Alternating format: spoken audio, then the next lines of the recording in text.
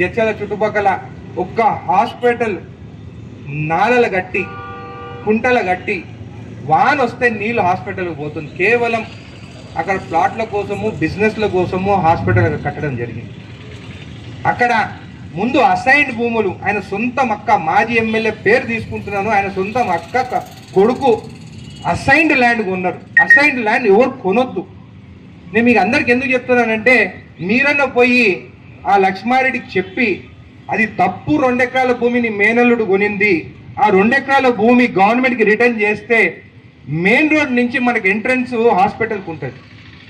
ఎమర్జెన్సీగా అంబులెన్స్ వస్తే పోయి కింద నాలా నుంచి తిరుక్కొని ఐసీయూకి పోయే వరకు కూడా ప్రమాదకరం. అది నీ మేనల్లుడు మీ అక్క అది అసైన్ భూమి కొన్నారు, అది రిటర్న్ చేయమని చెప్పి మేము నోటీసులు పంపిస్తే ఆయన సొంత అక్క ఆయన మేనల్లుడు కోర్టుకు పోయి దానిపైన ఇంకా మేము డాక్యుమెంట్లు సబ్మిట్ చేస్తామని చెప్పి ఇప్పటికి 6 నెలలు అవుతుంది డాక్యుమెంట్ సబ్మిట్ చేయడం.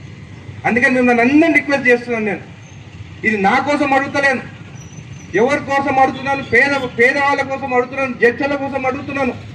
అసైన్ భూమి మీరు కొనుడు తప్పు, కొనింది తప్పైనా కానీ మేము నోటీసులు ఇస్తే మీరు కోర్టుకు పోయి ఆపడం ఇంకా తప్పు.